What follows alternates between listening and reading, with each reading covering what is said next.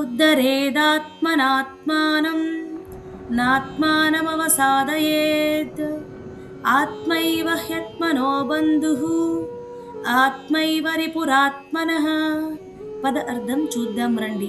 ఉద్ధరేత్ పైకి లేపుకోవాలి, ఆత్మన తన ద్వారా తానే, ఆత్మానం తనను తాను, నా కాదు చేయకూడదు, ఆత్మానం తనను తాను, అవసాదహేత్ దిగజార్చుకోవద్దు, ఆత్మ ఏవహి మనమే నిజంగా, ఆత్మనః మనకు, బంధువు మిత్రుడు, ఆత్మ ఏవ మనమే, రిపుః శత్రువు, ఆత్మనః మనకు.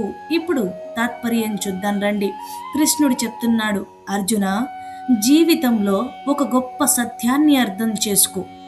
నిన్ను పైకి తీసుకెళ్లేది కూడా నువ్వే, నిన్ను కిందకు లాగేది కూడా నువ్వే. అర్జున చాలా మంది తమ బాధలకు, తమ వైఫల్యాలకు ఇతరులను కారణం అంటారు. కానీ నిజానికి మనిషి ఎదుగుదల అతని చేతుల్లోనే ఉంటుంది.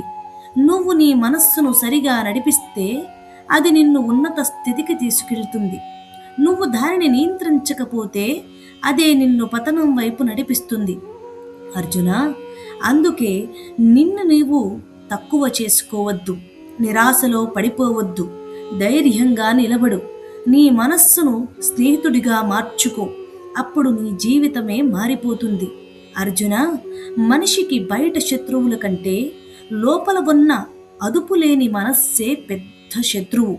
అలాగే నియంత్రితమైన మనస్సే గొప్ప మిత్రుడు అని కృష్ణుడు అర్జునుడికి అలాగే మనకి కూడా తెలియచేస్తున్నారు. హరే కృష్ణ.